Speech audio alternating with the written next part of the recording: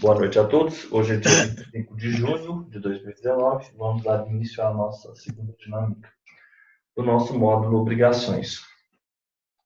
Primeira pergunta: os senhores imprimiram, os senhores fizeram aquelas tarefas? Ok. Lorena, parabéns. Eu imprimi. Mário, muito bem. Perfeito. Josélia, você fez? Imprimiu? Ótimo. Então, estamos todos juntos, estamos conversados. Nós vamos precisar daquele papel agora, vai. Sim, vamos. Então me dá 2 minutos que eu vou correndo lá embaixo pegar. Peraí. Tá bom, vai lá. Porque a gente vai fazer os cartões. Já estamos contextualizados, né? Já sabemos aí, onde estamos localizados, né? Onde estamos todos. E agora nós vamos resolver os cartões com base no nosso quadro, ok? Eu não sei exatamente como os senhores estão aí, se os senhores fizeram, mas eu quero atentá-los, trazer a atenção dos senhores para um determinado fato. Esse quadro da direita, acima, onde está 250, 251, os senhores estão me acompanhando? Obrigação de não fazer, impossível desfazimento, perdas e danos. Possível desfazimento, desfazimento mais perdas e danos ou perdas e danos. Esse quadro, eu só tenho que informá-los o seguinte. Nós vamos chegar lá, mas eu já vou adiantar-lhes antes que eu me esqueça disso. Se por acaso, a obrigação de não fazer... Vou esperar o Mário aqui.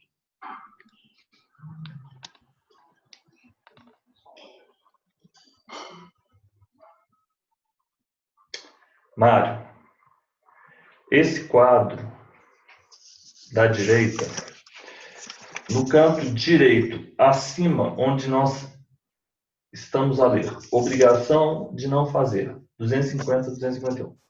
Eu quero informar-lhes, antes que eu me esqueça. Impossível desfazimento ou possível desfazimento, isso diz respeito ao inadimplemento da obrigação de não fazer na hipótese de haver culpa. Faltou essa informação, mas aí vocês vão entender o que eu quero. Antes, eu teria que ter uma seta para sem culpa, e aí eu teria um quadrinho dizendo o seguinte: resolve-se a obrigação. E um outro quadrinho com culpa. E esse com culpa. Estaria a seta. Impossível desfazimento, perdas e danos. Possível desfazimento, desfazimento mais perdas e danos, ou perdas e danos. Correto? Então é só isso que eu quero. É porque esse quadro ficou com a obrigação de não fazer na hipótese de o inadimplemento ocorrer por culpa. Então eu quero que os senhores simplesmente façam aí uma outra setinha dizendo o seguinte: se essas duas setinhas vocês vão colocar com culpa e uma outra setinha saindo se for sem culpa do devedor, né? A obrigação de não fazer, a hipótese de resolve-se a obrigação. É o exemplo de uma pessoa que ela não pode divulgar um segredo industrial. Quando ela não pode divulgar o segredo industrial e ela é forçada, porque ela está sob a mira de um revólver, a dizer o segredo industrial. Esse é o exemplo trazido pela doutrina. Nessa situação, é sem culpa. Quando é sem culpa, resolve-se a obrigação. As outras duas situações é impossível desfazimento. Então, perdas e danos.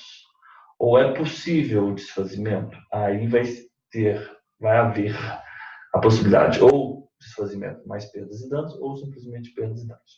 Então vamos agora voltar aqui para os nossos cartões e vamos continuar, porque hoje os senhores vão falar.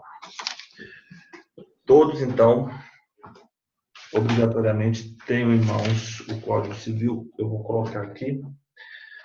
Vou tentar colocar aqui. 233. Contextualizando. Estamos tratando do direito das obrigações. O direito das obrigações, nós vamos ter as modalidades das obrigações. A primeira modalidade é a obrigação de dar. Nós sabemos, então, que a obrigação de dar, assim como a obrigação de fazer, elas são espécies do gênero obrigações positivas. Em contraponto, a obrigação de não fazer, que é considerada uma obrigação negativa. Então, nós temos aqui as regras próprias da obrigação de dar, que é entregar alguma coisa. O devedor o faz ao credor, entrega ao credor. E se os senhores observarem, as regras da obrigação de dar aplicar-se-ão às obrigações, à obrigação de restituir. Porque dar coisa certa, ela é equivalente à obrigação de restituir. Portanto, as regras serão as mesmas. Depois, nós vamos ter a obrigação de dar coisa incerta. Essa coisa incerta ela deve ser indicada ao menos pelo gênero e pela quantidade. Depois, nós vamos ter obrigações de fazer e as obrigações de não fazer, correto? Depois, nós vamos ter obrigações alternativas, obrigações divisíveis e indivisíveis e obrigações solidárias, onde nós temos a solidariedade ativa, ou seja, são vários os credores a exigir de um devedor, nesse caso, ou solidariedade passiva, são vários os devedores obrigados a um determinado credor. Mas essa solidariedade ativa ou solidariedade passiva, que diz respeito a mais pessoas no polo ativo ou passivo, permite-se haver também mista, quando nós temos vários credores e também vários devedores. Então, nós temos uma solidariedade mista. Então, não é só a solidariedade ativa, vários credores e um devedor. Não é só a solidariedade passiva, vários devedores, um credor. Mas é a solidariedade em que nós temos vários credores que fazem jus àquela obrigação e vários devedores obrigados solidariamente àquela obrigação. Mas quando nós estivermos, só mesmo para contextualizá-los. Ok. Então, vamos lá. Livro Direito das Obrigações. Lorena, deixa-me ver aqui. Você tem que unmute. Unmute, Lorena. Ok. Saia do mute. Ok. Todos estão fora do mute. Ok. Todos estão. Qual cartão? Podem falar. Vamos voltar aos cartões de ontem, porque ontem nós tratamos, né? Vai começar no primeiro, então. Vamos começar no primeiro. Vamos lá? Obrigações de dar. O que abrange a obrigação de dar coisa certa, Lorena? Só um minutinho. Os acessórios dela não mencionados. Os acessórios dela não mencionados, exatamente. Embora não mencionados. Dela? Embora não mencionados. Embora não mencionados. Ok. Mário, em quais hipóteses a obrigação de dar coisa certa não abrange os acessórios dela? Salvo se o contrário resultar do título ou das circunstâncias do caso. Ok. Se o contrário resultar do título ou das circunstâncias do caso. Então, as pessoas elas podem convencionar que aqueles acessórios eles não fazem parte, correto? Isso é do título, né? Ou das circunstâncias do caso. Fernanda, em se tratando de obrigação de dar coisa certa, agora vamos lá. A coisa se perder sem culpa do devedor, aí os senhores têm que seguir. É o que eu estou fazendo. Afinal de contas, essa é a minha cartolina e já fiz o meu dever de casa. Coloquei na minha parede. Perda, nós temos que sempre ter em mente antes da tradição e depois da tradição. E eu anotei aqui algumas expressões que são usuais A perda, ela perde para o dono. Então, a frase que traz essa frase que diz isso, em latim, é o res perit domino. Eu trouxe essa frase porque essa frase é sempre muito usual. Então, eu vou colocar aqui para os senhores. É o res perit domino. Não se...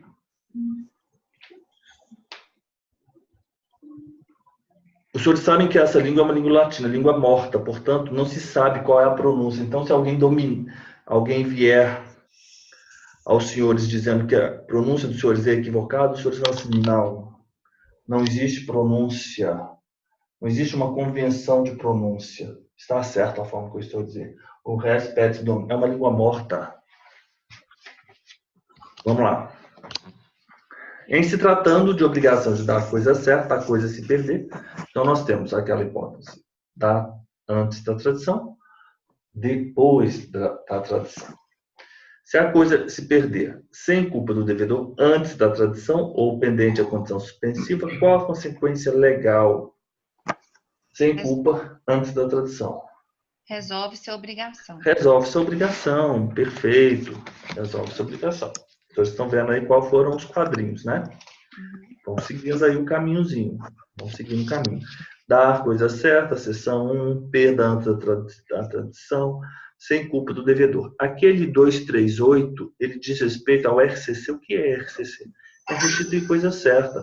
Restituir coisa certa sem culpa do devedor. Vocês estão entendendo? Também resolve essa obrigação. Josélia, em se tratando de obrigação de dar coisa certa, e a coisa se perder agora com culpa do devedor, mas antes da tradição, ou pendente uma condição suspensiva, qual a consequência legal? Equivalente a perdas e danos. Equivalente mais perdas e danos. Mais perdas e danos. Quais as opções assistem ao credor no ponto da coisa certa, se a coisa se deteriorar, não sendo culpado ou devedor? Aí vamos lá. Onde está a deterioração? Aqui, antes da tradição, é o quadrinho de baixo.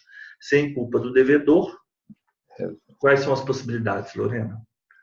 Resolve-se a obrigação ou aceita a coisa abatido o preço. Ótimo. Então, no caso de perda, resolve a obrigação. Deterioração, sem culpa. Ou se resolve ou aceita a coisa abatido o preço, o credor. Ótimo. Mário, quais as opções assistem ao credor na hipótese de dar a coisa certa se a coisa se deteriorar, sendo culpado o devedor? 236 com culpa, devedor, ao quadrinho. Vamos seguir daí o quadrinho. Exigir o equivalente ou aceitar a coisa no estado em que se acha, mais perdas e danos. Em ambos casos.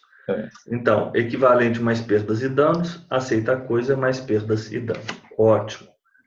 Então, eu vou sugerir aos senhores, a gente vai decorar esse quadro, porque esse quadro é o caminho das pedras para essa parte inicial, porque depois fica mais fácil. Depois vocês vão observar que fica mais fácil. Correto? Fernanda, até a tradição a quem pertence a coisa? Devedor. Isso, até a tradição a coisa pertence ao devedor, com seus melhoramentos e acrescidos. Josélia, até a tradição a coisa pertence ao devedor, com seus melhoramentos e acrescidos. Correto? Estou afirmando. O devedor pode exigir aumento no preço pelos melhoramentos e acrescidos? Poderá exigir, sim, esse aumento do preço. Ele pode exigir, sim, pelos quais ele pode exigir aumento no preço. Correto?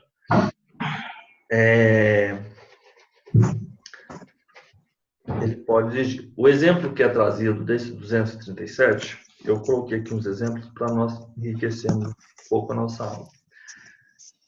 Tinha uma pessoa, vamos imaginar aí um devedor, e havia um outro credor. E o devedor, ele tinha a obrigação de entregar ao credor um determinado quadro. E esse quadro era um quadro do ateliê, segundo aí os entendedores de arte, aquele quadro não era do Rembrandt, aquele quadro era do ateliê do Rembrandt, que é um famoso pintor. e aquele quadro ele tinha um valor menor porque ele foi pintado por um dos assistentes do Rembrandt. Depois, isso é verdade, esse caso é verídico. Depois, vamos imaginar a situação. Descobriu-se que aquele quadro debaixo do último nível de tinta tinha uma pintura do Rembrandt. Conseguiram retirar aquele último nível de tinta e tiveram, então, um Rembrandt autêntico. Portanto, aquela pessoa, se o exemplo é esse, Flávio Ulloa, que traz esse exemplo, se aquele devedor tivesse que entregar a coisa certa e nesse período interstício veio a descobrir que aquele quadro tinha um valor muito maior do que originalmente ele tinha, aí sim ele fará jus, ele pode exigir aumento no preço. Ok? Lorena, se até a tradição pertence a coisa ao devedor com seus melhoramentos acrescidos, pelas quais pode exigir aumento no preço, o que poderá fazer o devedor se o credor não anula? Poderá resolver a obrigação. Então, aí o devedor ele pode resolver a obrigação e não há que se falar em perdas e danos. Mário, a quem pertencem os frutos percebidos? Devedor, cabendo ao credor os pendentes. Isso, os frutos percebidos, devedor. E os pendentes, os percebidos são aqueles que foram colhidos, correto? Que foram colhidos. Fernanda, quais os efeitos jurídicos se a obrigação for de restituir coisa certa? Vamos lá, restituir coisa certa. 238 e 239. É o quadrinho em cima sobre a perda antes da tradição. Perda antes da tradição. Quais os efeitos jurídicos se a obrigação for de restituir coisa certa e essa sem culpa do devedor se perder antes da tradição? Resolve-se a obrigação. Sofrerá o credor a perda e a obrigação se resolverá. Resolve-se ressalvado os seus direitos, os direitos do credor, até o dia da perda. O que ele está querendo dizer é o seguinte: vamos imaginar o seguinte, Fernanda, eu emprestei a você o meu carro. Não emprestei, eu aluguei meu carro. Então você deveria me pagar por dia uma determinada quantia.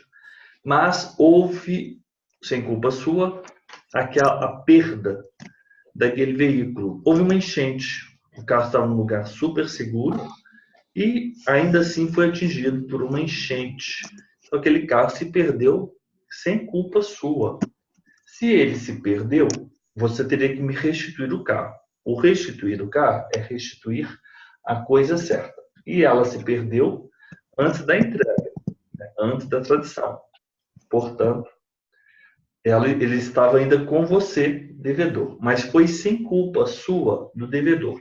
Resolve-se a obrigação, mas ressalvados os direitos do credor até o dia da perda. O que quer dizer isso?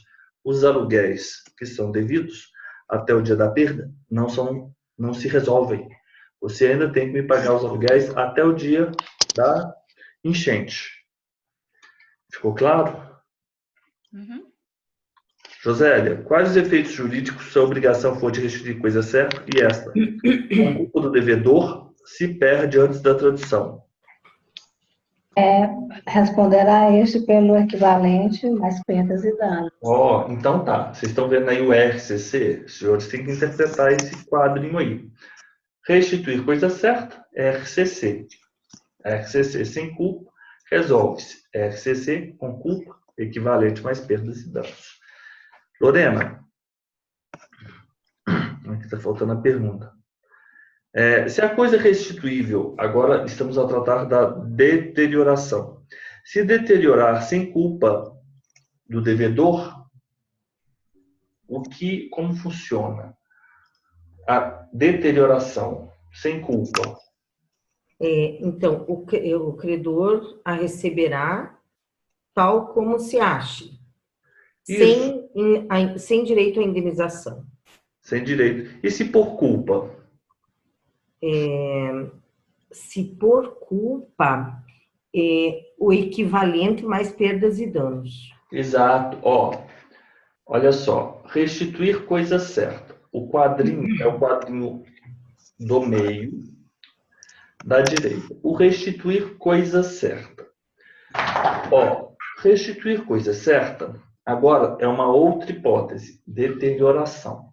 A deterioração, artigo 240. Sem culpa, recebe sem indenização. É o que diz a lei. Os senhores têm que comparar esse quadro da direita com o quadro da esquerda, que é a deterioração da entrega de coisa certa. Porque restituir coisa certa é tratado em alguns artigos, e a deterioração de coisa certa a ser dada é tratado em outros.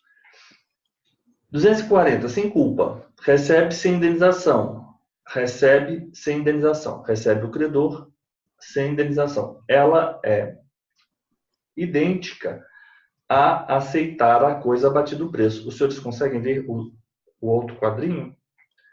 Que está ali, ó, deterioração da tradição, sem culpa do devedor, aceita a coisa abatida o preço, correto?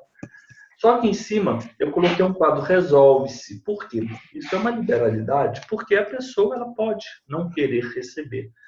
Essa resolve-se, ela, inclusive aqui nessa foto, ela está escrita de lápis. Então, isso é uma liberalidade, é porque não tem na lei. O 240, ele só vai para o recebe sem indenização. Tá ficando claro?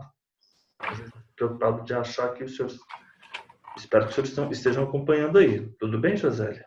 Tá tranquilo. Ó, agora, se for com culpa do devedor, Lorena, ele está falando, ó, obedeça o 239. Obedeça o 239. Equivalente mais perdas e danos.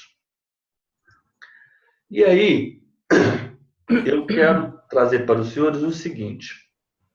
Os senhores estão vendo entre parênteses aí a palavra doutrina? Doutrina, estão vendo? Façam joia aí para mim. Não. Aonde que é, professor? Que eu não achei. No meu eu não copiei. Também não. No 240 aí, ó. 240. 240? Em cima do quadrinho, ó. Aceita a coisa, mas doutrina. Ah, tá bom. Eu coloco ali. Uhum. Doutrina. Mas tá escrito aí, viu? Pequenininho. Eu que não copiei.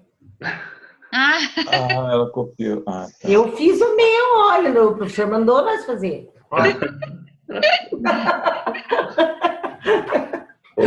tá certo. Eu quero que você entenda a lógica disso. Isso aqui, você está vendo que o restituir coisa certa deteriora-se antes da tradição.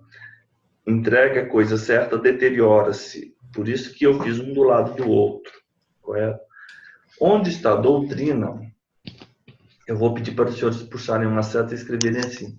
Enunciado 15 da primeira jornada de direito civil. O que diz esse enunciado? É o seguinte. O artigo 240 vai dizer o seguinte. 239. Deteriorou-se com culpa, o credor pode pedir o equivalente mais perdas e danos, mas aí nós temos o enunciado 15, que vai dizer que aceita a coisa mais perdas e danos. Da mesma forma que o 236, ele pede o enunciado para você aplicar a essa disposição, ao 240, ao 240, para você aplicar a disposição pertinente ao 236. Os senhores têm que ver do lado. O 236, deterioração de dar coisa certa. Vocês estão vendo? Com culpa do devedor. Os senhores têm que ir seguindo aí. Aceita a coisa, mas perder nada. Hein? Você está vendo da esquerda, Mário?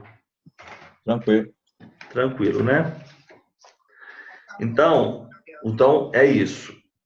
Ok. 15. É o quê? Então tá.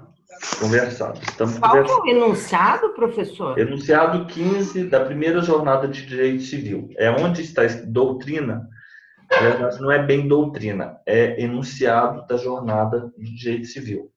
O que ele está falando, se os senhores tiverem acesso aí a esse enunciado, ele está falando para você aplicar o 236, que é a deterioração antes da tradição, na entrega de coisa, na obrigação de dar a coisa certa, antes da tradição, deteriora-se com culpa.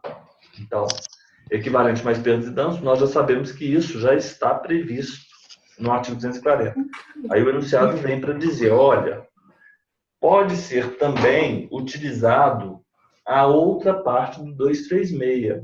Por isso que eu peço para vocês ficarem olhando aqui do lado esquerdo. No caso de deterioração com culpa do devedor, aceita a coisa, mais perdas e danos. Os senhores... Oi, tudo bem? Tudo bem, professor, desculpe atrapalhar. Não, imagina, você é muito bem-vinda. Elisa, eu falei assim, ó, a gente tem que esperar a Elisa. O pessoal assim, nossa, tá vendo? A Elisa é predileta. Já mudou o tom de Elisa voz. é deliciada. A gente... Até o Mário já percebeu, agora tá flagrante a coisa. Elisa tá Elisa, o Mário flagrante. outro dia falou assim comigo, professor, eu quero fazer uma reclamação. Eu falei, o que foi, Mário? É o seguinte, o meu tratamento comigo, quem mais ali com o Renato, é muito diferente. Porque eu estou em São Paulo um dia, que estava a Elisa, a Lorena e a Fernanda, e você é super feliz. E o senhor está muito indiferente a nós. O senhor não está entusiasmado quando nós estamos na sala de aula. Verdade, Elisa, verdade.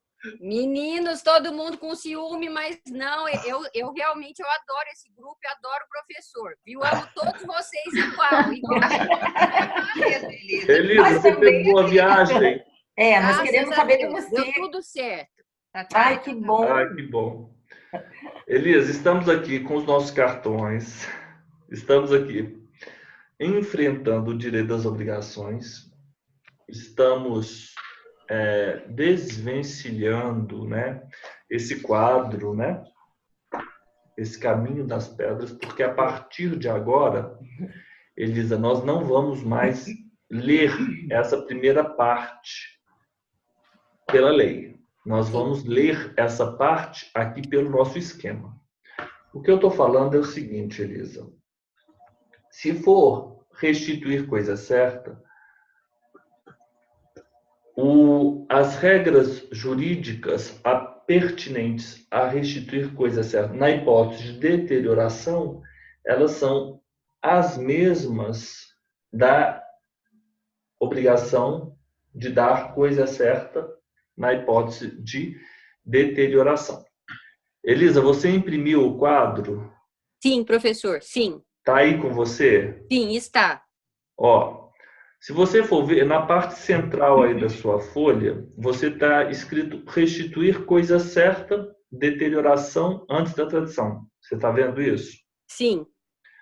O artigo 240 é porque nós temos que ir também sempre com o artigo. 240 diz o seguinte, se você, Elisa, tem que restituir um carro para o credor, para aquela pessoa que lhe emprestou o carro, e sem culpa do devedor, o que diz o artigo 240? Se perde, né? Se deteriora. O credor vai receber sem indenização. Ok? Eu coloquei em cima liberalidade, resolve-se. No meu original aqui, isso foi feito de lápis. Por quê? Pessoal, se o carro foi deteriorado, eu posso muito bem simplesmente dizer, não quero mais receber o carro. Mas eu quero que o senhor tenha em mente que isso não está previsto na lei. Essa liberalidade está de lápis, inclusive, aqui no meu original. Não está, viu, Lorena? Não está previsto na lei. Então, isso aí é uma liberalidade, advinda daí da autonomia da vontade. Agora, se ela for com culpa do devedor, é o 240 também. O que ele fala? Ele fala textualmente, ó, aplicar, ele fala o 236, não é? 239, né? Só voltando aqui. Deixa eu ler aqui o 240. Ele fala 239, aplicar o 239. O que o 239 diz? Equivalente mais perdas e danos. Então, o que está escrito no 240? Sem culpa do devedor, recebe-se indenização. Com culpa do devedor, equivalente mais perdas e danos. Ponto. Ponto. Mas se os senhores comparam restituir coisa certa com a deterioração que fica à esquerda da folha, no mesmo quadro central, os senhores vão observar que o resolve-se, eu já coloquei, liberalidade, para equiparar, né? Mas faltou aceita coisa mais perdas e danos. Concordam? Ah, sim. E como isso é trazido? É onde eu coloquei doutrina entre o parênteses. Na verdade, é o enunciado 15 da primeira jornada de direito civil. Ele fala o seguinte: na hipótese de se deteriorar a coisa certa a ser restituída antes da transição com culpa do devedor, aplicar-se-á as regras do artigo 236. O que diz o artigo 236? Aí os senhores vão ver aqui do lado esquerdo. Aceita a coisa mais perdas e danos. Não é doutrina, não. É enunciado 15 da primeira jornada de direito civil. Ok? Então, vamos lá. Professor, aquilo sobre restituir seria assim, restituir coisa certa em virtude da perda ou em virtude da deterioração, né? É isso, não é? Agora que eu entendi, pela. Isso, você vai restituir uma coisa. Você tem essa obrigação. Você é a devedora. Ou você pode ser a credora, né? Essa coisa a ser restituída, ou ela pode se perder, ou ela pode se deteriorar. Isso. Então, eu coloquei lá em cima o restituir a coisa certa, claro, na hipótese de perda. Vamos imaginar que há perda, né? Restituir a coisa certa e a perda. Vamos imaginar o seguinte: a Josélia tem que me restituir o carro. A Josélia tem que me entregar o carro. A Josélia tem que restituir o meu carro. Então, nessa parte da esquerda de cima, restituir coisa certa e perda, as regras jurídicas serão as mesmas. Então, sem culpa do devedor, se a Josélia tiver que me restituir, ou se ela tiver que me entregar a mim, um carro que não é o meu carro, é entregar a coisa certa, as regras vão ser equivalentes, serão as mesmas, não é equivalentes, melhor dizendo, serão iguais. Correto? Mas também temos a outra possibilidade, não é perda, é deterioração. Por isso que a deterioração ela está aí no quadro do meio. Você pode deteriorar na hipótese de dar coisa certa, e aí vai ser sem culpa ou com culpa, ou pode deteriorar aquilo que também é um dar coisa certa, mas é uma especificidade. É o restituir. É porque o dar coisa certa, a coisa não pertencia ao credor originalmente. O restituir, a coisa pertencia ao credor originalmente. É melhor pensar no carro que foi alugado. Tem que ser restituído aquele carro. Ok? Então é assim que nós vamos ver. E aí, por isso que eu coloquei os dois, um do lado do outro, para que os senhores possam comparar. Se os senhores forem pensar, as regras da perda na hipótese de restituir e na hipótese de dar coisa certa são iguais. As regras da deterioração na hipótese de dar coisa certa e na hipótese de restituir coisa certa, elas também são iguais. Mas a gente só sabe disso agora que nós fizemos o nosso esquema. Porque lendo ali não tem como decorar esses artigos. Se for deterioração, nós temos a possibilidade de resolver ou aceitar a coisa abatida do preço, se for sem culpa, ou então, se for com culpa, equivalente mais perdas e danos na primeira situação, ou aceita a coisa mais perdas e danos. Correto? Vamos lá. Fernanda, se a obrigação for de restituir coisa certa e sobrevier melhoramento ou acréscimo à coisa, sem despesa ou trabalho do devedor, está obrigado o credor a indenizar? Não. Isso, se no caso do artigo 238, aí nós temos... Nossa, Fernanda, mas você falou de um não assim tão borocochô, é assim que a gente fala? Não. Tá triste? Não que você tivesse ser super animada, não é isso também, né? Mas eu achei que você foi bem triste. Se a obrigação for de restituir coisa certa e essa tem culpa do devedor se perder antes da tradição, restituir coisa certa. Deterioração antes da tradição, ok. Sem culpa, tá. Sofrerá a perda, recebe, resolve-se, né? Antes da tradição. Sofrerá o credor a perda, ok. Quer dizer, recebe sem... resolve-se, né? Resolve-se, né? E a obrigação se resolverá, ressalvado seus direitos até o dia da perda. No caso do 238, sobrevier melhoramento ou acréscimo a coisa, sem despesa do trabalho do devedor, lucrará o credor desobrigado da obrigação. Ok. Josélia, vamos lá. Se a obrigação for de restituir coisa certa e sobrevier melhoramento ou acréscimo a coisa, com dispêndio ou trabalho do devedor, o caso se regulará por quais normas? Ela se resolverá de acordo com o possuidor de boa-fé ou de má-fé, é o mesmo critério. Isso, aquelas benfeitorias de boa-fé e as benfeitorias de má-fé. Olha só, deixa eu só pegar um esquema aqui. Onde está o meu esquema que eu preparei hoje para os senhores? Aqui, achei. Eu quero fazer o seguinte aqui para os senhores. 241. Eu quero que os senhores tenham isso em mente. 241. 241. Vamos lá. Melhoramento. 241, ele vai tratar do melhoramento na coisa, na obrigação de restituir na coisa, na obrigação de restituir.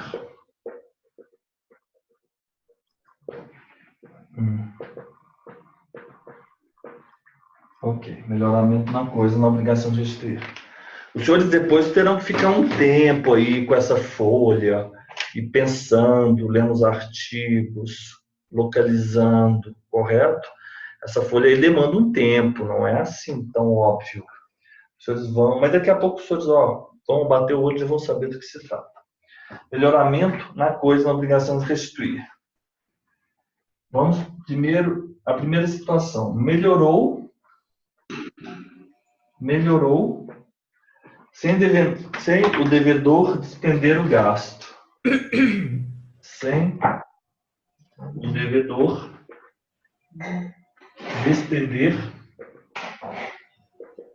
despender o gasto. Então, qual é a solução nessa hipótese? O credor receberá a coisa com suas melhorias. Com suas melhorias. Ou seja, não há indenização. Ok. Agora, se melhorou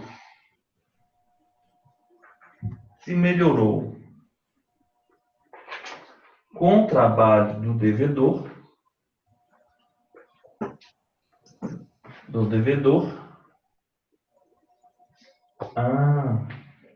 eu vou aplicar as regras do 1219 a 1222. Vamos lá. Pessoal, esse quadro aqui, eu vou até mandar para os senhores. 1219 a 1222. Eu já fiz esse quadro, mas eu vou tirar uma foto para fazer de novo aqui, porque esse quadro é muito importante. Que são aquelas regras de boa-fé e de má-fé, as benfeitorias, como elas serão indenizadas. Isso aí a gente estuda lá na posse.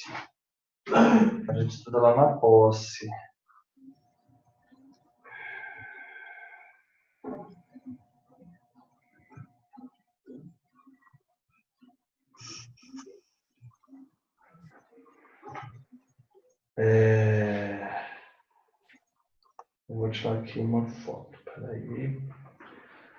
Não sei.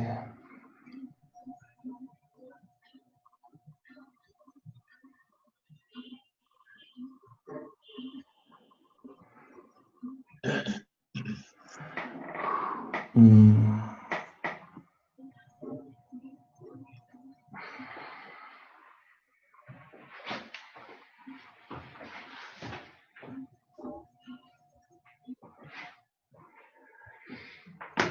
quero fazer esse quadro aqui com os senhores. A gente vai fazer esse quadro. Deixa eu compartilhar com os senhores que eu escrevi aqui.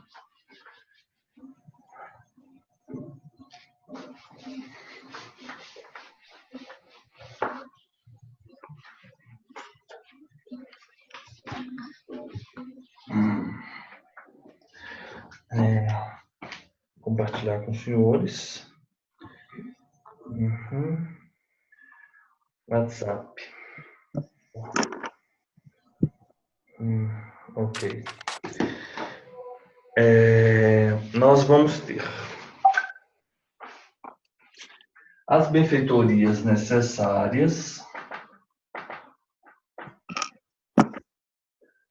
Pessoal, isso aqui são as regras das benfeitorias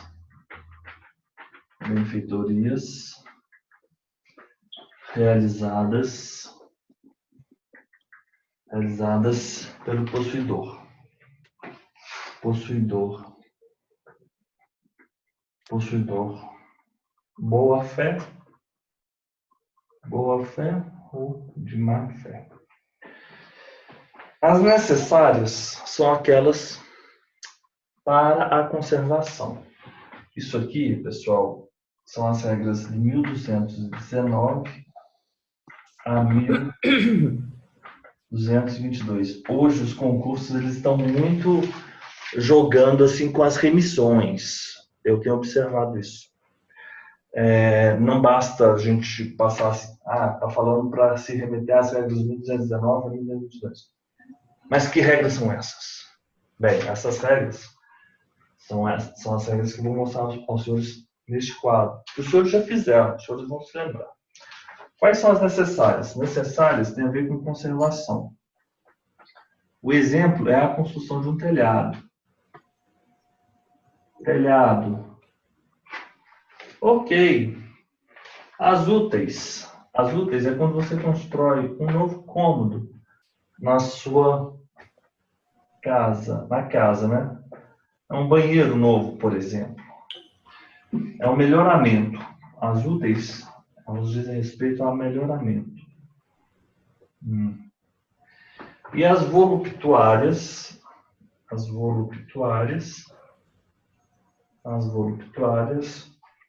elas dizem respeito ao embelezamento.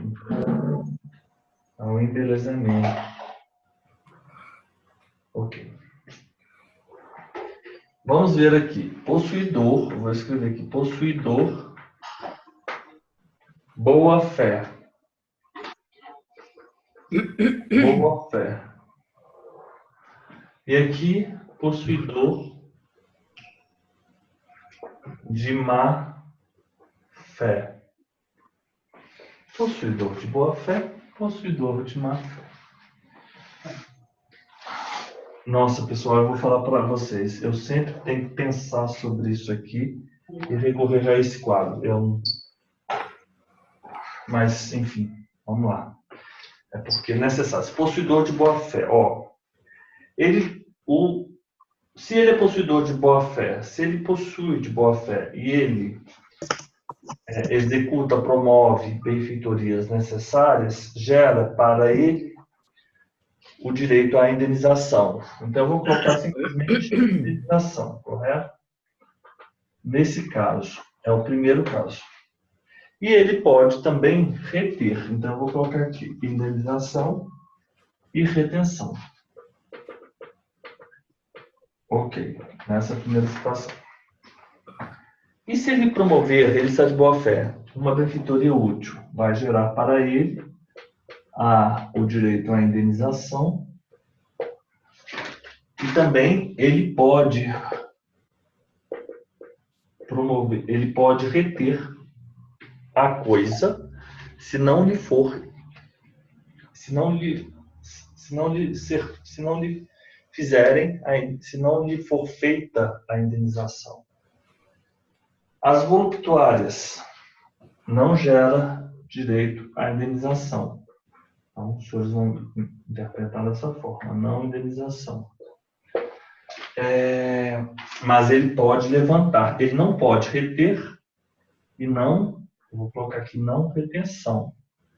Eu vou colocar o que ele pode fazer. Ele pode levantar, desde que não prejudique. Pode levantar as benfeitorias voluptuárias, desde que elas não fiquem em destruição ou deterioramento da coisa.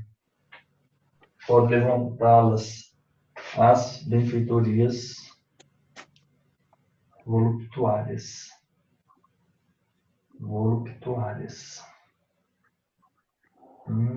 Ok. Se ele estiver possuidor de boa fé, possuidor de má fé.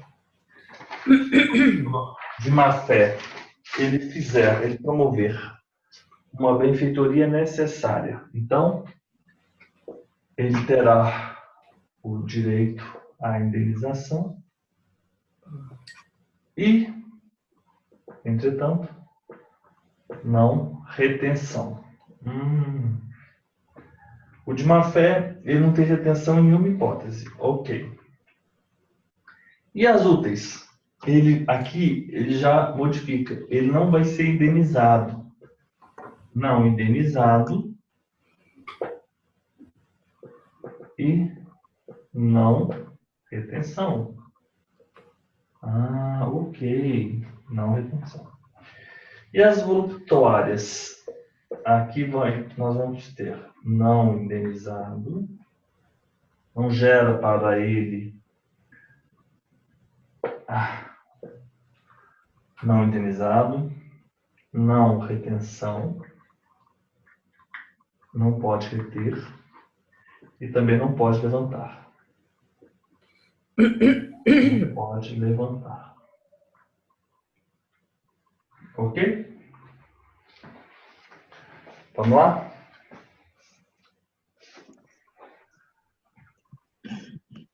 Se for necessária, sempre vai ser indenizado. Mas se tiver boa fé, retenção e não retenção. Né? Má fé.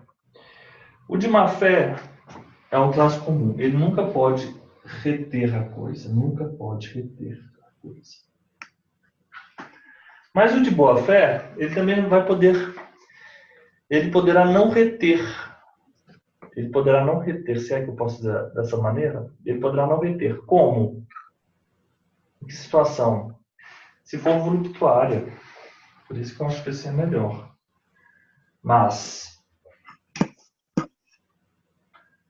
é melhor o seguinte. Se for má fé, ele só vai ser indenizado nas necessárias. E nas outras, ele não será indenizado e não pode reter e muito menos levantar. Pronto. Resumo da história. Resumo da ópera. O de boa fé, se for necessária e útil, se forem necessárias e úteis, indenização e retenção. As voluptuárias, não indenização e não retenção, mas, entretanto, ele pode levantá-las. Okay. Então, agora nós já sabemos aí as regras naquelas benfeitorias, né? Deixa eu tirar uma foto aqui para vocês. Senhores.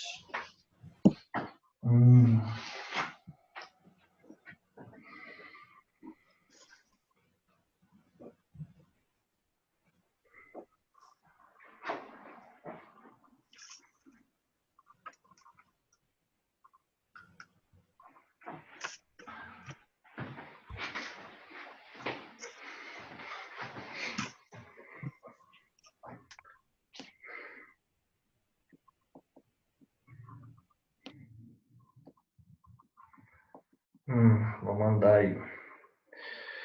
Continuamos.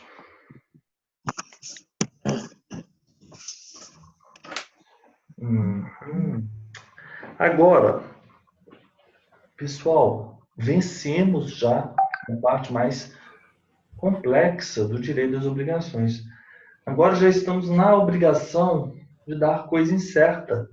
E as regras pertinentes à obrigação de dar coisa incerta são todas regras muito simples.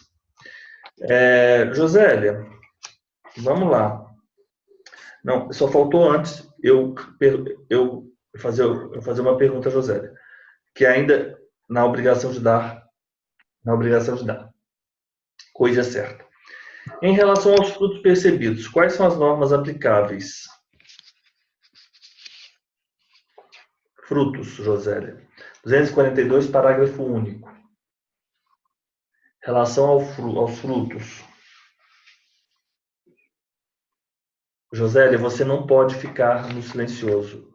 Eu quero que você se expresse. E para tanto, você tem que pensar. É porque a cachorra está aqui. Tá bom, tá bom. Do mesmo modo, vai ser restituído de acordo com o critério de boa-fé do possuidor ou de má-fé. Ok. Josélia, ficou claro para você essas regras do possuidor, de má-fé e de boa-fé? Sim. Nós vamos aplicar? Ok.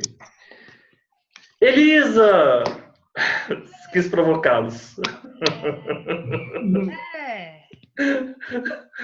Quis parecer mais entusiasmado com você para que eles ficassem bem assim, irados. Só alegria. Elisa, a Fernanda hoje está muito jururu.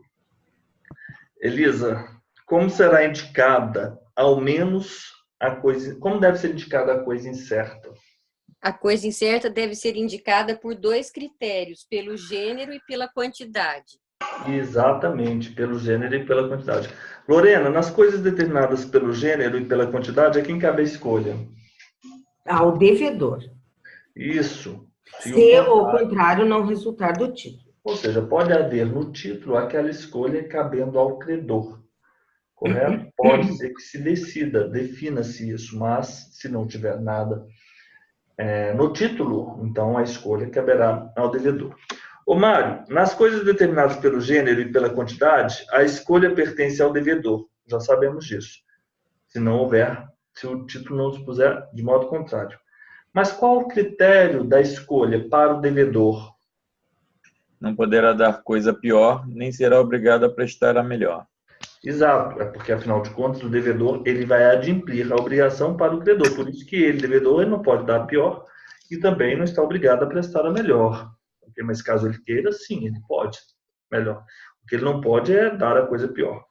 Fernanda, nas obrigações da coisa incerta, cientificado da escolha do credor, quais regras deverão ser aplicadas? Vigorará o disposto na seção antecedente. Então, se o devedor, se o credor for cientificado, aí as regras que nós vamos ter, então, vai ser as regras pertinentes às regras das obrigações de dar coisa certa, da seção 1, correto? Josélia, antes da escolha, poderá o credor alegar perda ou deterioração da coisa, ainda que por força maior ou caso fortuito? Não. O nome disso, eu também anotei aqui essa frase. Eu vou passar. Genus non perit. Eu tirei essa foto, já mandei para os senhores. Os meus... Isso aqui eu já passei.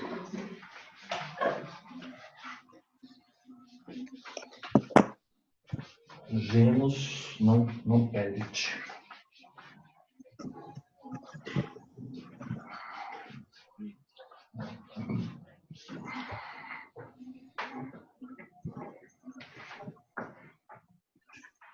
Genus non perit. O gênero não perece. O gênero não perece. Ok? Elisa, das obrigações de fazer. Agora vamos para as obrigações de fazer. As obrigações de fazer, né? Exemplo clássico é contratar alguém para poder fazer uma pintura.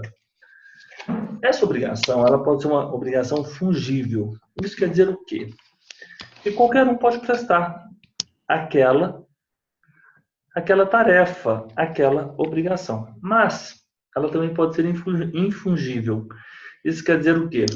Que somente uma pessoa específica pode prestar aquela tarefa. Vamos lá?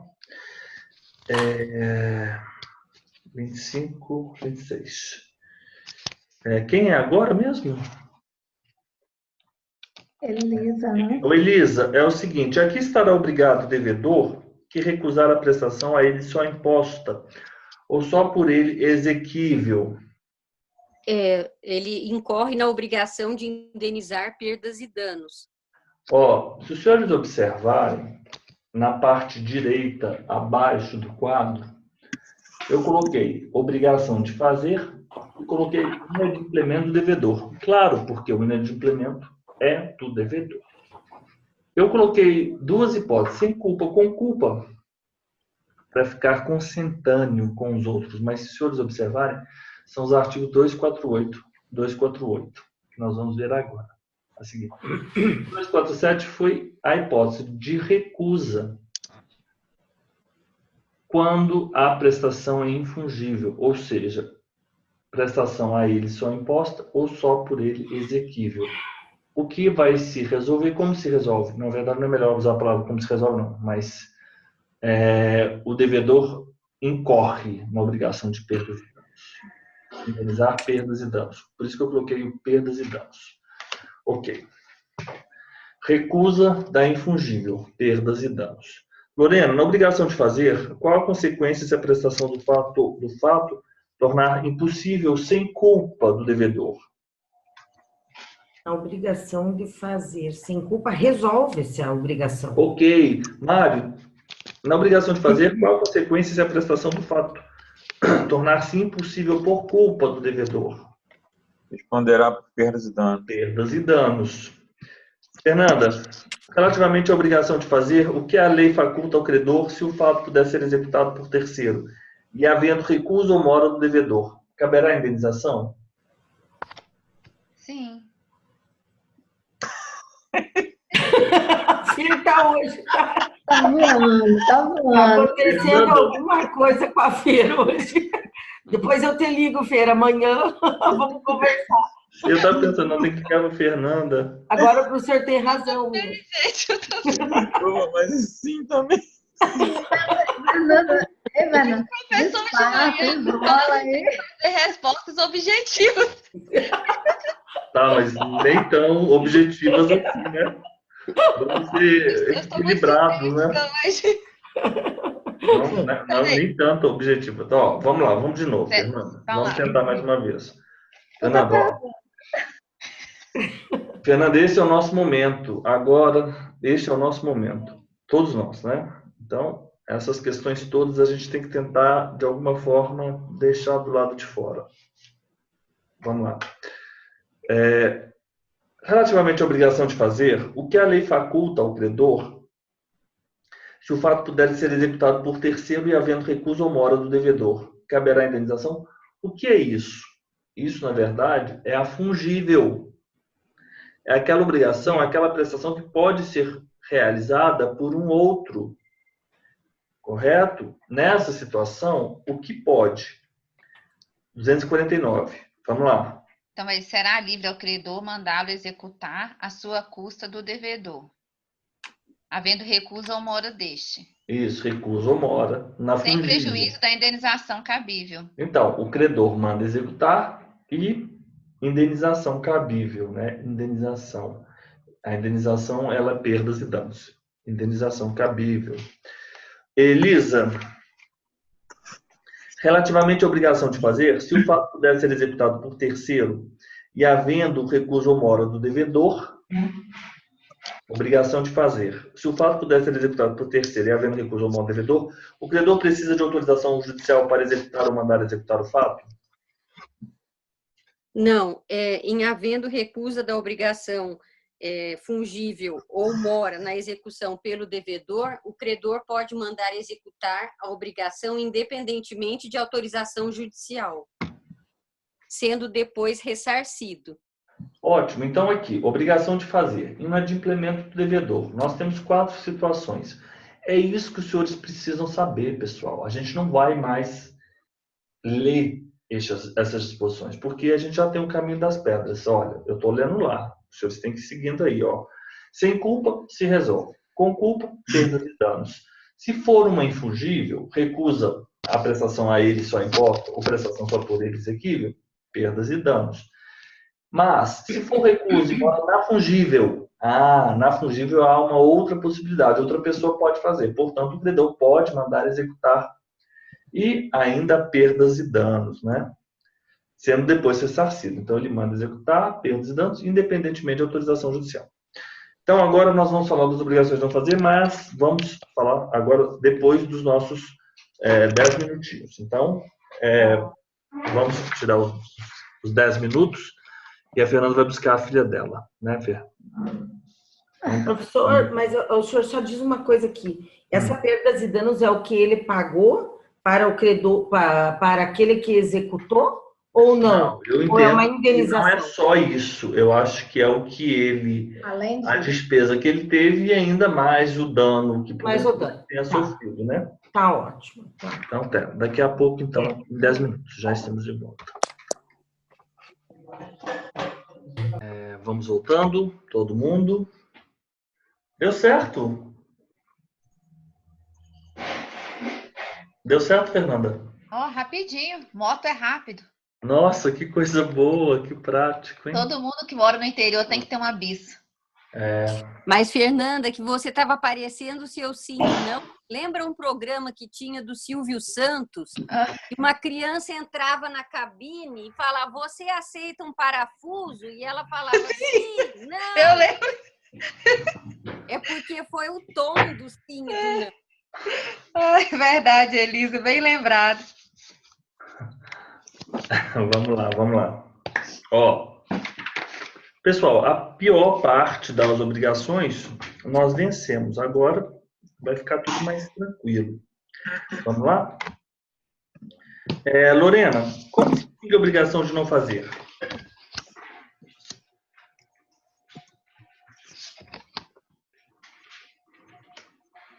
Tá fechado o som da Lorena.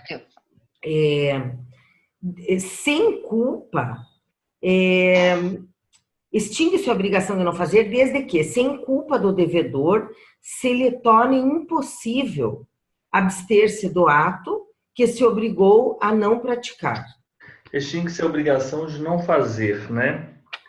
Extingue-se desde que, sem culpa do devedor, por quê? Com culpa, nós temos aquelas situações. Eu quero que os senhores, por isso que eu falei com os senhores, logo no início, vamos voltar. O quadro à direita, acima. Obrigação de não fazer. 250 e 251. 250. Nessa obrigação de não fazer, nós vamos ter uma setinha que os senhores deverão inserir aí no quadro dos senhores. Obrigação de não fazer. Se tiver se houver havido o descumprimento naquela obrigação de não fazer, ou melhor dizendo, se tiver sido feito aquilo que não era para ser feito, mas sem culpa do devedor, qual é aquela situação que eu citei aos senhores? Resolve-se. Resolve-se. Você lembra qual a situação? O exemplo, Lorena. O exemplo era do segredo industrial, o revólver. Não lembro disso. Não lembrava mesmo, professor. Desculpa. Não lembra? Não lembrei disso. Mário, você se lembra desse exemplo que eu citei logo no início da aula? De quê? Do segredo industrial? O segredo industrial e a questão do revólver. Ele diz... Não. Não. Vocês estão de brincadeira comigo, né? Vocês chamaram o intervalo que eu me colocava no céu.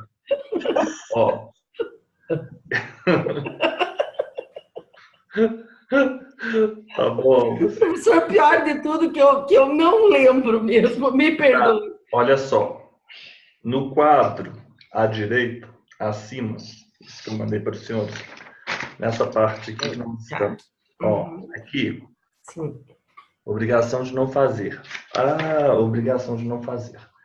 Esses dois, impossível desfazimento ou possível desfazimento, diz respeito, é pertinente à hipótese de haver culpa. Porque na hipótese de não haver culpa, é aquela hipótese em que uma pessoa ela é obrigada a não dizer ou declarar o segredo industrial, mas porque ela está sob a mira de um revólver, ela diz o segredo industrial. Sem culpa, sem culpa. Aqui não é direito penal. Sem culpa, ela diz aquele segredo. Então, nesse caso, resolve-se. Então, faltou aí sem culpa. Por quê? Impossível desfazimento e possível desfazimento diz respeito a situações com culpa. Obrigado, Lô. Mário, vamos lá. O que poderá o credor exigir do devedor se o devedor praticar o ato a cuja abstenção se obrigara? Que o desfaça sob pena de se desfazer a sua custas, ressarcindo o culpado perdas e danos. Exato. Se for possível o desfazimento mais perdas e danos, ou perdas e danos. Simplesmente. Vamos lá. Impossível desfazimento. Depois eu quero entender por que ficou ali desfazimento mais perdas e danos ou perdas e danos. Mas a gente vai vencendo. Os senhores estão entendendo o que eu estou falando? Olha o quadro à direita. Vamos lá, vamos continuar. Fernanda, em caso de urgência, o credor depende de autorização judicial para desfazer ou mandar desfazer? Não, independentemente de autorização judicial, sem prejuízo do ressarcimento devido. Aí, dá tudo não, sim, as minhas. Ótimo, aí. Agora vamos tratar das obrigações alternativas. Ok, já vencemos o nosso quadro. Josélia, nas obrigações alternativas, a escolha cabe. As obrigações alternativas, ela tem uma especificidade relativamente ao objeto da prestação. Ou pode ser um objeto, ou pode ser o outro objeto. Eu quero que os senhores consigam perceber o direito das obrigações nesses âmbitos. A alternativa diz respeito ao objeto. Não diz respeito a dois devedores ou dois credores, correto? Não faz muito sentido falar em alternativa para o polo subjetivo da estrutura. Josélia, nas obrigações alternativas, regra geral, a escolha cabe a quem? Ao devedor. Se outra coisa não se estipulou. Quem escolhe na obrigação alternativa é o devedor. Elisa, pode o devedor obrigar o credor a receber parte em uma prestação e parte em outra? Não, o devedor não pode obrigar o credor a receber parte em uma prestação e parte em outra. Perfeito. Lorena, quando a obrigação for de prestações periódicas, como poderá ser exercida a faculdade de opção? Em cada período. Em cada período. Mário, havendo vários devedores, a quem cabe a escolha? No caso, é a pluralidade de optantes, porque o senhor, nós já bem sabemos, que a escolha cabe ao devedor. E mas se forem vários os devedores, qual deles deve escolher?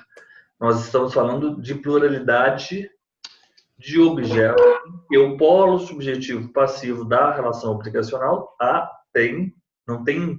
o alternativo não tem a ver com, é isso que eu quero que os senhores tenham em mente, com a pluralidade. Tá bom, né, Elisa? Mário, vamos lá. Havendo vários devedores, a quem cabe a escolha? Não havendo acordo unânime entre eles, quem decidirá?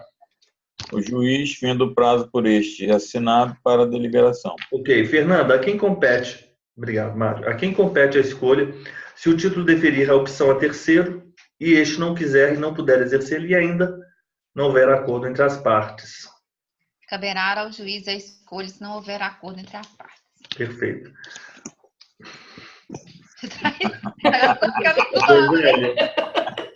Meu Deus.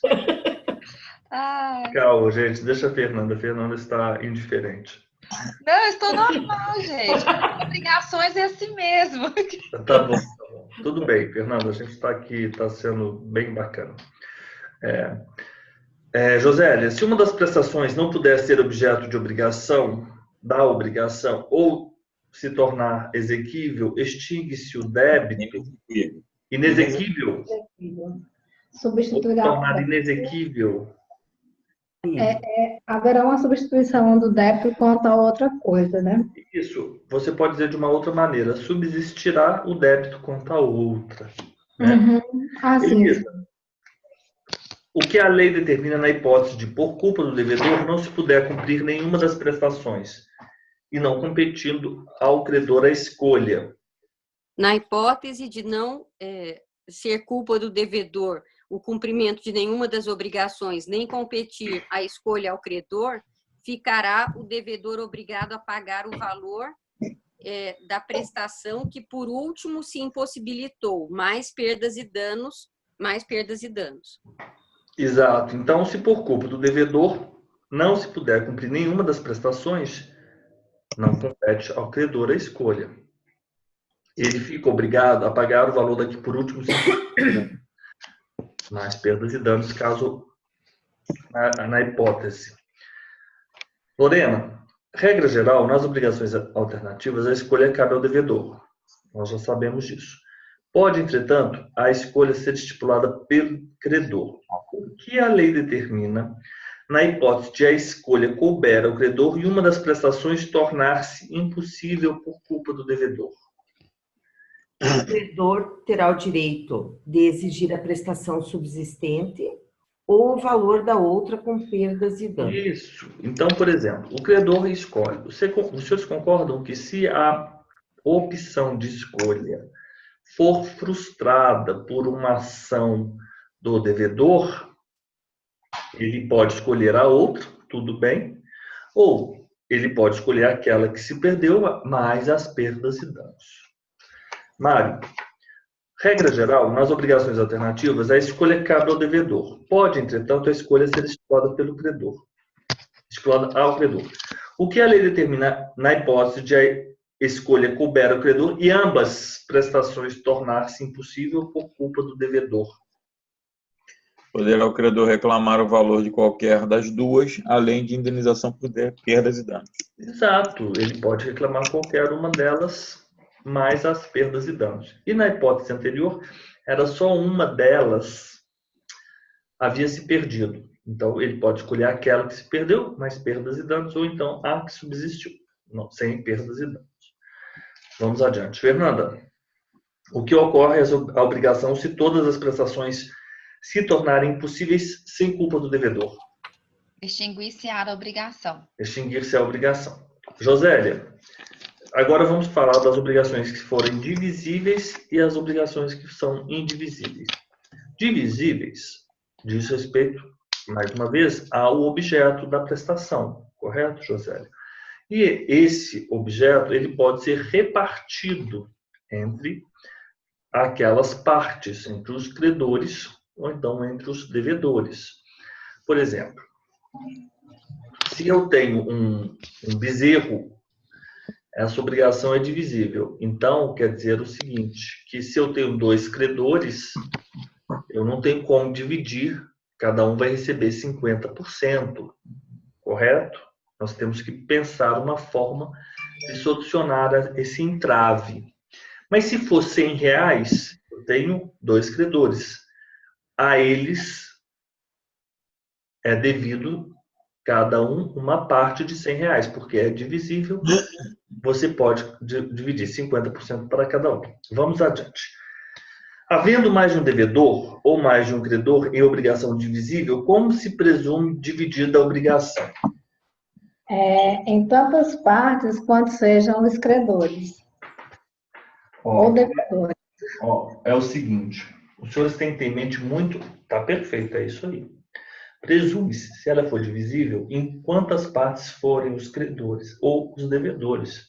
Como assim? Direito das obrigações não tem como não fazer o esquema. Sempre. Então, eu tenho o credor A, o credor B e eu tenho o credor C. Ótimo. E eu tenho o devedor. Eu vou colocar dessa maneira para que os senhores compreendam. O devedor B. Mas eu posso ter, no outro lado, um credor A e um devedor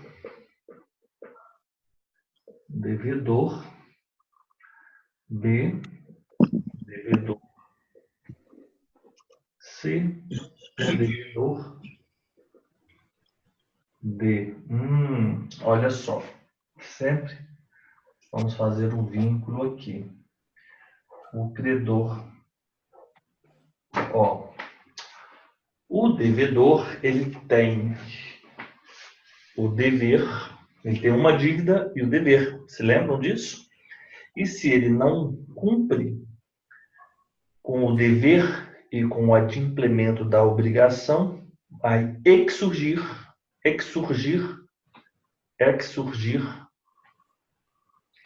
a responsabilidade, o direito, né, do credor, que é o que nós chamamos de a responsabilidade, né?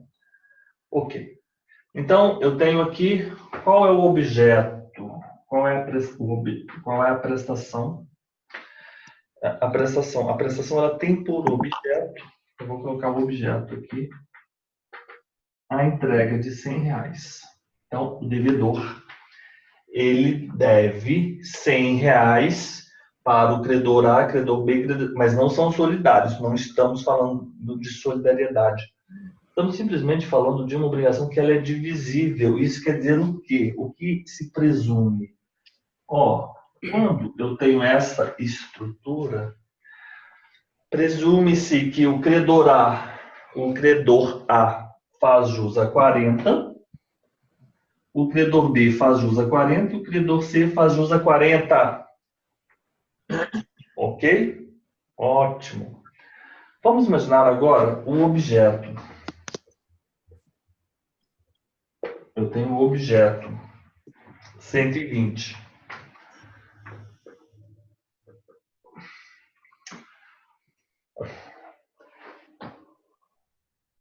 O credor, ele faz jus a quanto? A 40. O devedor B é obrigado a 40. O devedor C é obrigado a 40. O devedor D é obrigado a 40. Ok?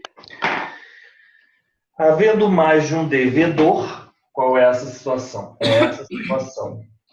Ou mais de um credor, na obrigação divisível, presume-se a obrigação divisível dividida em tantas obrigações iguais e distintas quantos os credores ou os devedores.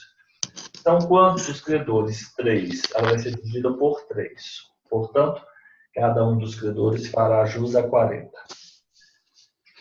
São quantos os devedores? São 3. O valor total é de quanto? Qual é o objeto? Entregar 120. Ok.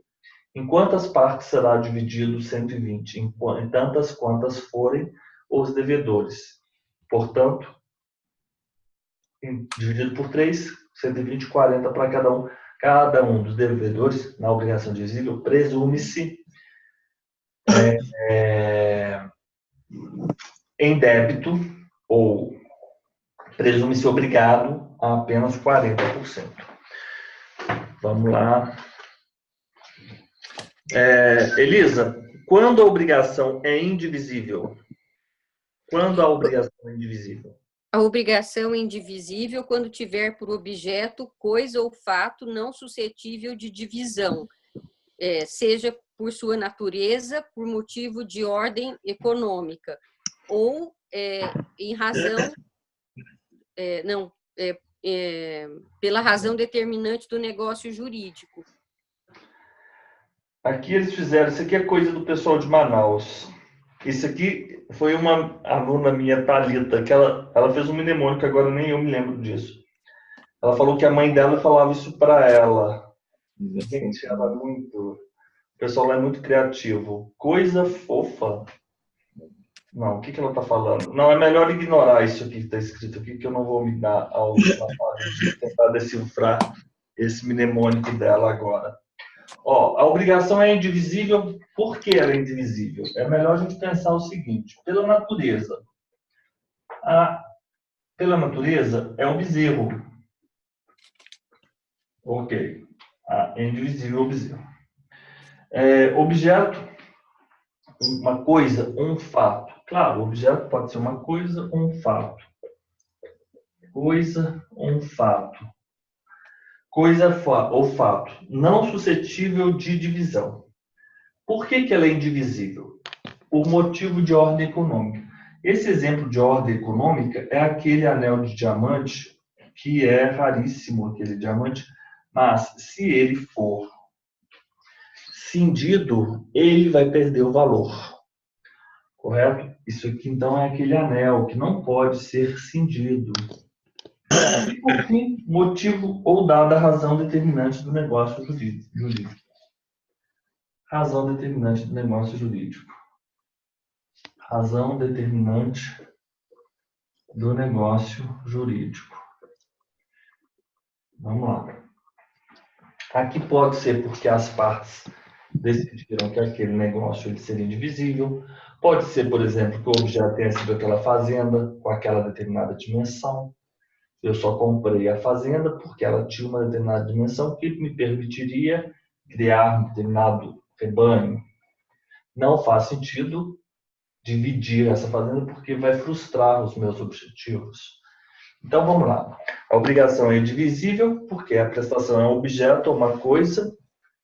O objeto é uma coisa ou um fato, não suscetíveis de divisão. Quando eu digo não suscetíveis é porque ele é indivisível pela natureza, por motivo de ordem econômica ou dada a razão determinante do negócio jurídico. Perfeito.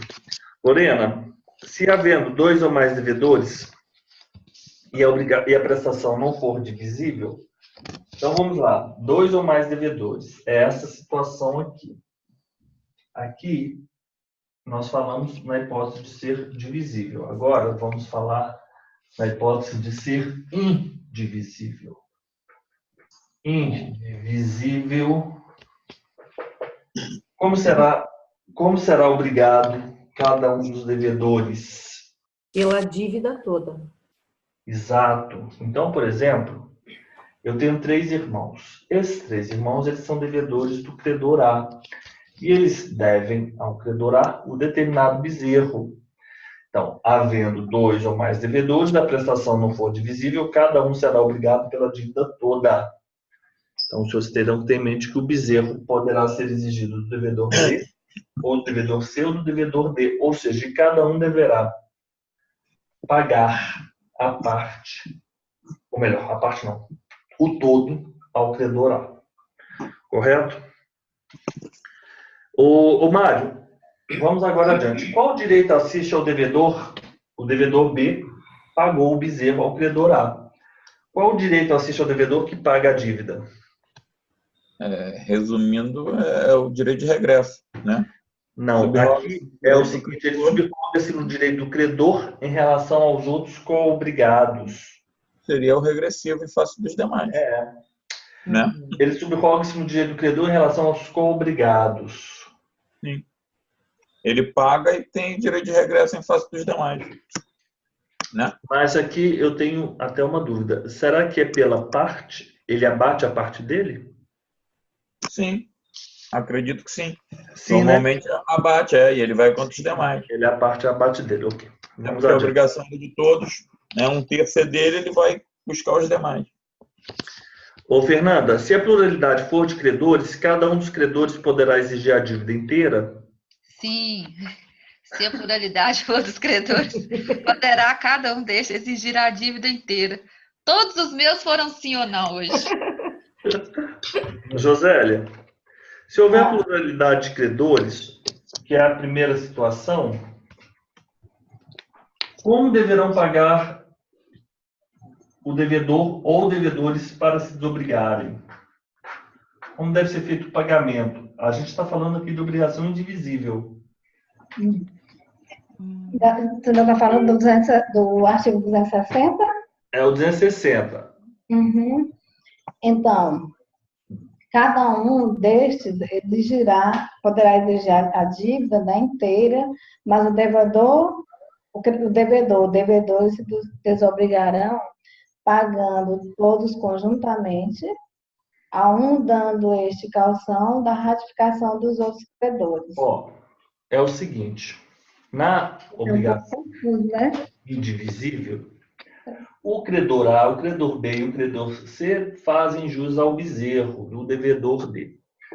O devedor D, ele pode pagar o bezerro ao credor A, ao credor B, ao credor C, a todos conjuntamente. E cada um deles pode exigir o bezerro do devedor D. E como ele se desobriga? Pagando a todos conjuntamente ou pagando a A, por exemplo, dando este a calção, ratificação dos outros credores. Ok? Josélia, se um só dos credores receber a prestação... Ah, não, agora é a Elisa. Elisa, se um só dos credores receber a prestação por inteiro, qual o direito assiste aos outros credores? Assiste a cada um dos demais credores que não receberam a prestação por inteiro, uma parte que lhe caiba em dinheiro. Isso. Então, se um só dos credores recebe a prestação por inteiro, a cada um dos outros assistirá o direito de exigir, desde que recebeu, a parte que lhe caiba no total, ou seja, 1/3. Isso aí, correto, 1/3. Vamos lá, Lorena. Se um dos credores remitir a dívida, a obrigação ficará extinta para com os outros? Não. Ficará extinta Não somente ficará para extinta esse, para só os para outros, esse. só para aquele, correto? Vamos lá, Amado. Na hipótese de um dos credores remitir a dívida, a obrigação não se extinguirá para os outros credores. Ponto.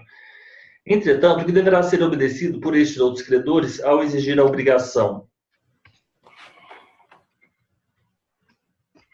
Ele tem que fazer o quê? Os outros credores? Descontar da cota do credor remitente. Isso, ele vai descontar a parte do remitente.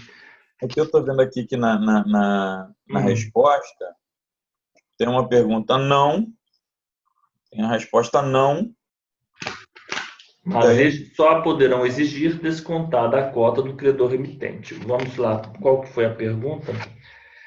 O que deverá ser obedecido por esses credores? Senão não faz sentido, né? Entretanto, o que deverá ser obedecido por estes credores ao exigir a obrigação? Bem, esses credores eles deverão descontar a cota do credor remitente. Okay. Fernanda, a regra de haver desconto da cota do credor remitente se observará em quais negócios? Observará o critério no caso de transação, novação, compensação ou confusão. Então, houve transação, novação, compensação ou confusão, então também desconta a cota transacionada, novada, compensada e confundida. Professor, essas daí são formas de adimplemento da obrigação? Novação, transação, novação, compensação ou confusão? Pagamento por transação, inclusive, adimplemento, nós temos quem paga, lugar do pagamento em consignação, pagamento, imputação da ação, da novação. Por exemplo, é o capítulo 6º da forma de adimplemento, novação. Então, só fica de fora da ação em pagamento e o próprio compensação, pagamento. Sim. Confusão, capítulo 8. Então, confusão é o capítulo 8, a compensação é o capítulo 7, a remissão, agora, então, confusão, compensação. Novação, capítulo 6º, e a transação, ela não consta aqui, num capítulo próprio, né? Mas são formas, sim, são formas de adimplemento das obrigações, Elisa. Josélia, o que ocorre à obrigação que se resolver em perdas e danos? Ela perde a qualidade indivisível. Ok. Elisa, como responderão os devedores se a obrigação indivisível tiver se resolvido em perdas e danos por culpa de todos os devedores? Se a obrigação divisível, né? Indivisível, tivesse... Se a obrigação indivisível tivesse resolvido em perdas e danos por culpa de todos os devedores. A obrigação Não, todos os devedores responderão em partes iguais pela obrigação. Isso, a gente sabe o seguinte, que nos termos do artigo 263, perde a qualidade de indivisível a obrigação que se resolve em perdas e danos. Então, ele está falando simplesmente o seguinte, que se houver culpa de todos os devedores, responderão todos por partes iguais, né? O que é até uma certa obviedade, né? Vamos adiante. Lorena, como responderão os devedores se a obrigação for indivisível e ela tivesse resolvido em perdas e danos, mas por culpa de um só dos devedores? Ficarão exonerados os outros, respondendo só esse pelas perdas e danos. Olha só. O que ele está querendo dizer no parágrafo primeiro é o seguinte, se todos deram ensejo à transformação da obrigação indivisível em obrigação, em perdas, ela se tiver resolvida, ela se resolver por perdas e danos, todos serão obrigados às perdas e danos. Correto? É isso que ele está querendo dizer no parágrafo primeiro. No parágrafo segundo, só responde pelas perdas e danos aquele que tiver dado causa à resolução em perdas e danos. Correto? Mas os outros não se exoneram da obrigação, os outros continuam, correto? Mas não pelas perdas e danos. Isso mesmo, cada um pela sua cota, né? Exato. Vocês estão entendendo como a gente tem que ler esse artigo? Um matou carneiro de raça, lá, sei lá o qual. Aí todos terão que pagar lá. Cotas, mas só os perdas e danos, né? Seria só para quem deu causa, o que é justo, né? Vamos lá. Então é isso. Agora, vamos tratando das obrigações solidárias, né? Nós temos as obrigações solidárias. Os senhores observaram que ser divisível ou indivisível não tem a ver com o sujeito. Tem a ver com o objeto. Agora não. Agora nós vamos tratar de obrigações solidárias. Obrigações solidárias também é muito simples. Mas solidário tem a ver com os polos da relação obrigacional. Tem a ver com os sujeitos. Mário, quando há solidariedade? Quando ocorre a solidariedade? Quando na mesma obrigação concorre mais de um credor ou mais de um devedor, cada um com direito ou obrigado à dívida toda. Aqui esse exemplo também é bom para nós tratarmos. Vocês têm que pensar dessa forma. Nós já saímos aqui do objeto, agora vamos falar dos sujeitos.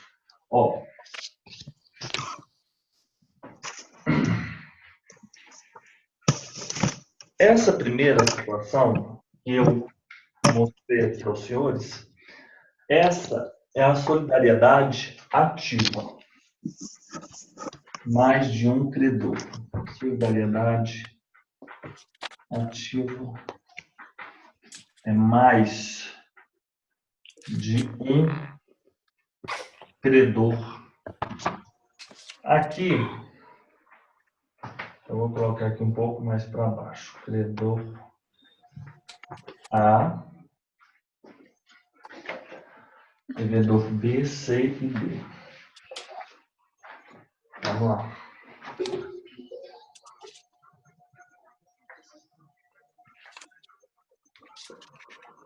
Devedor B, devedor C, devedor A, B, C, D. Ok. Essa é a solidariedade. Solidariedade, tá certo? Passiva. Aqui é mais de um devedor. Mais de um devedor. Ok. Então aqui nós temos aqui a solidariedade mais de um devedor. Vamos lá. E aqui a solidariedade ativa. Como a gente lê esse artigo 264? Da seguinte maneira. A solidariedade, quando a mesma obrigação concorre mais de um credor. Então, há a solidariedade ativa, quando em uma mesma obrigação temos mais de um credor, cada um com direito à dívida toda. Então, vocês vão ler dessa forma. Cada um com direito a... Será que é traseada? A dívida. A dívida toda. E agora? A solidariedade passiva, quando na mesma obrigação, então é na mesma obrigação, concorre mais de um devedor. E aqui nós vamos ficar com a segunda parte. Cada um obrigado à dívida toda. Cada um obrigado à dívida toda. Agora ficou mais simples, né? Que artigo é esse? É o artigo 264. Então, quando há solidariedade? Na solidariedade, há solidariedade quando há a obrigação, e aí estamos tratando da solidariedade ativa, mais de um credor, e cada um desses credores com direito à dívida toda. O credor, ele tem o direito à solidariedade, e aqui estamos a tratar da solidariedade passiva, quando mais de um devedor é obrigado. Então, o credor tem o direito.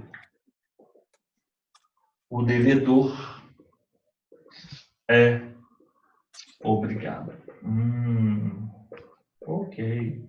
Tranquilo. Exatamente.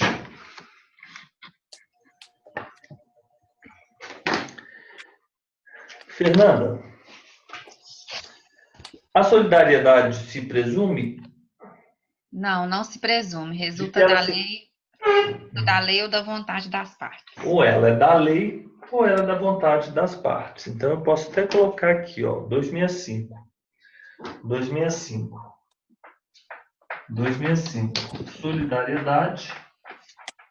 Solidariedade não se presume. Lei, ela advém, ela é decorrente por vontade das partes. Ok. Vamos lá. Josélia, a obrigação solidária pode ser pura e simples para apenas um dos cocredores. Claro, isso ser pura e simples é porque ela não está sujeita a uma condição, a um termo, a um encargo.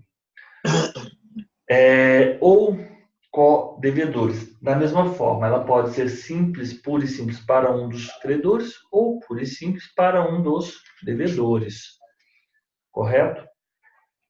E condicional ou a prazo para um dos credores ou devedores ou pagável em lugar diferente para o outro? Eu faço essa pergunta. Isso é possível, Josélia? Sim. Então, a obrigação solidária pode ser pura e simples. Repete para mim o artigo. A obrigação solidária pode ser pura e simples para um dos co-credores ou co-devedores. Ok.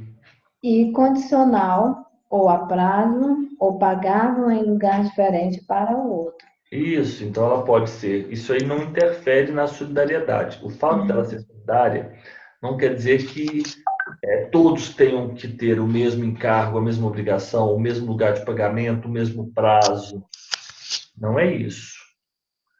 Porque essas ações, elas podem impactar credores e devedores de maneira específica. Okay? Esse artigo se relaciona aos modos de pagamento, né? Que pode ser diferentes isso, a depender da pessoa, né? Isso, exatamente.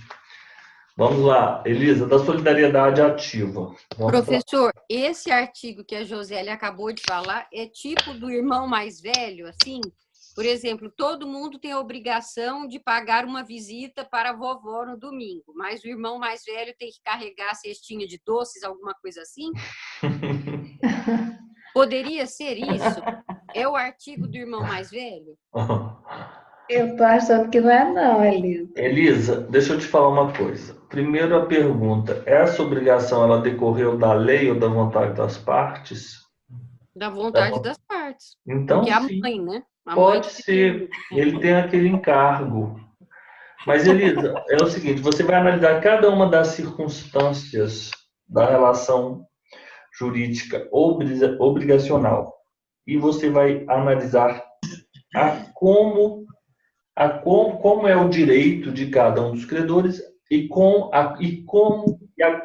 está obrigado cada um dos devedores. Eles, embora eles sejam solidários ativos ou solidários passivos, eles podem ter regras específicas pertinentes à condição, ao termo, ao encargo, ao lugar do pagamento. Ok? Mas esse é um exemplo que é aplicável. Assim, por exemplo, Elisa, aqui assim, vamos dizer que todos nós aqui do grupo estivéssemos devendo algo para você e para a Fernanda. Então, a gente iria pagar para a Fernanda em Minas e para você em São Paulo.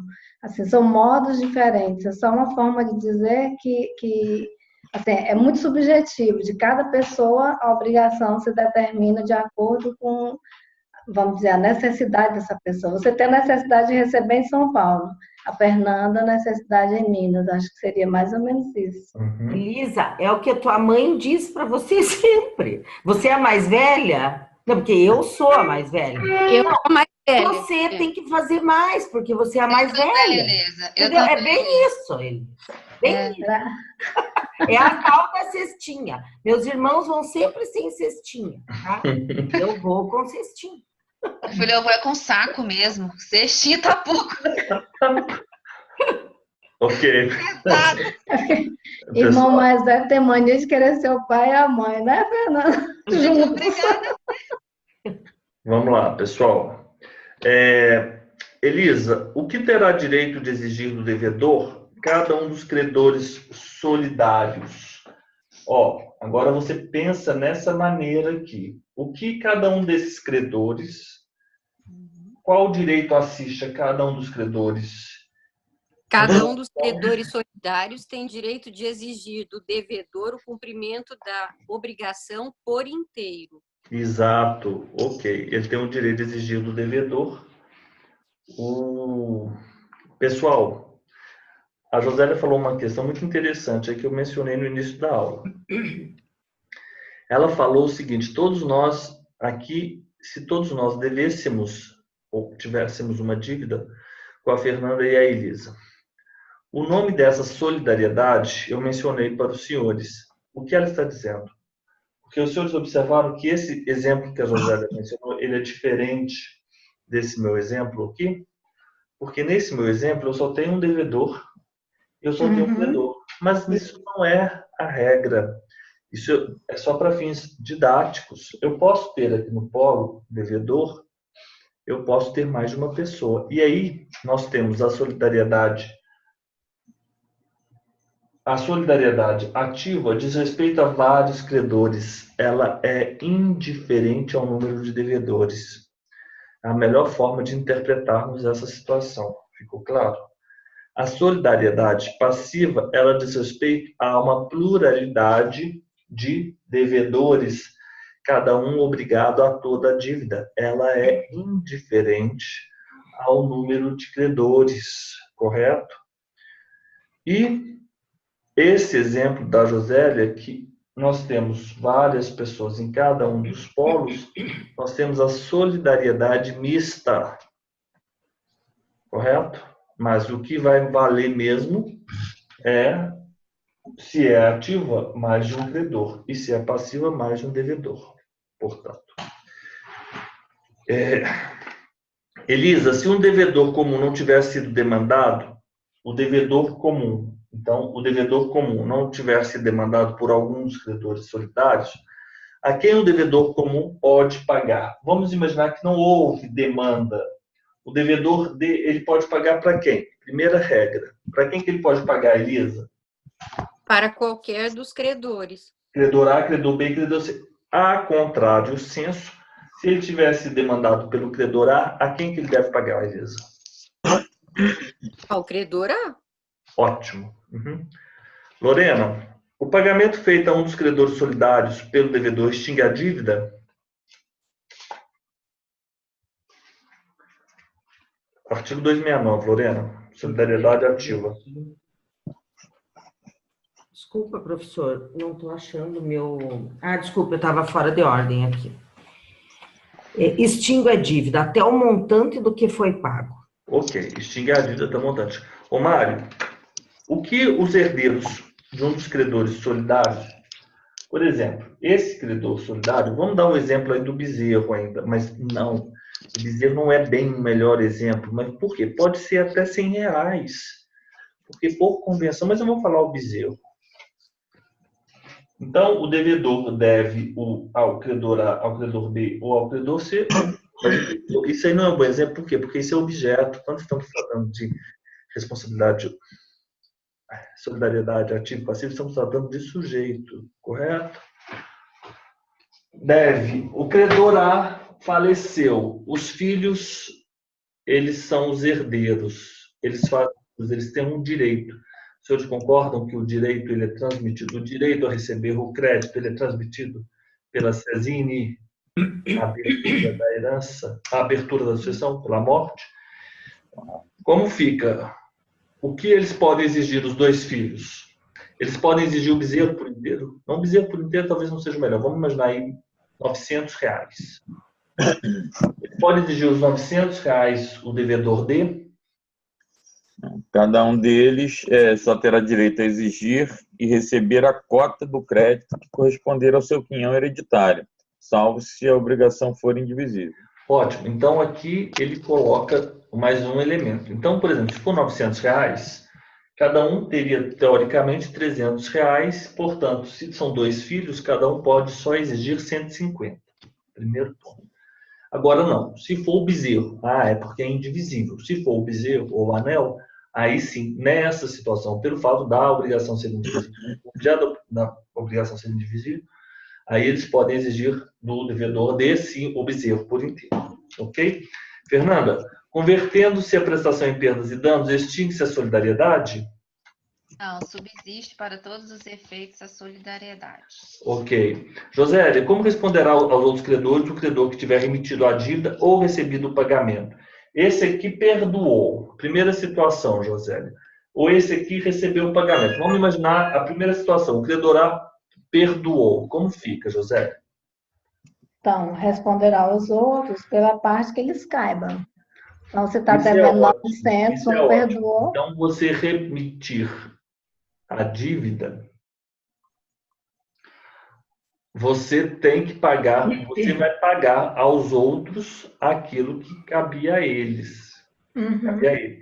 Então, ele recebeu o pagamento, ou ele remitiu a dívida, ele pagará aos outros pela parte que lhes caiba, correto? Isso. Elisa, o devedor pode opor a um dos credores solidários os credores solidários. Os senhores estão vendo que nesse exemplo nós estamos tratando de solidariedade ativa? Todos são estes exemplos? Uhum. Exceções pessoais oponíveis aos outros. Vamos imaginar o seguinte: o A exige do devedor D. O A exige um montante. Só que o devedor D, ele se lembra que em relação ao credor C, o credor C devia a ele uma dívida, um a receber. Ele pode opor ao credor A falando assim: olha, eu não vou te pagar, porque eu não vou te pagar os R$900, porque eu tinha para receber você R$200. Isso é possível, Elisa? Não, não pode o devedor opor às exceções pessoais oponíveis aos outros credores. Ficou claro isso? É o 273. É o exemplo, né? Elisa, o julgamento contrário a um dos credores solidários atinge os demais credores? Não, não atinge os demais credores. Exato. O julgamento contrário a um dos credores solidários não atinge os demais. Então, se nessa disputa houver uma decisão judicial e essa decisão judicial ela foi contrária a um deles, ao credor A, o credor B e o credor C, ele não é atingido. Lorena, o julgamento favorável a um dos credores solidários aproveita aos outros, o favorável agora, é o favorável. Sim, aproveita sem prejuízo de exceção pessoal. Ou seja, vai aproveitar ao outro, sem prejuízo de exceção pessoal, que o credor tenha direito de invocar em relação a qualquer deles. Pessoal, eu vou parar por aqui hoje, porque esse tema é um tema que a gente precisa ter muita atenção, mas nós estamos tranquilos, calma, nós estamos vencendo. Amanhã nós vamos fazer essa parte final e vamos dar início ao bloco 2, correto? Ao bloco 2. Então, eu vou pedir para os senhores aí que continuem firmes aí no propósito do senhor, não se deixem abater, que nós estamos vencendo aos poucos o direito das obrigações. Professor, o senhor vai mandar os flashcards das obrigações ou não?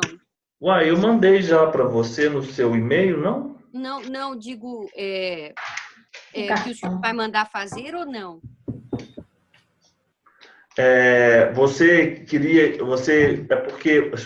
Você fala mandar fazer na gráfica e enviar a vocês.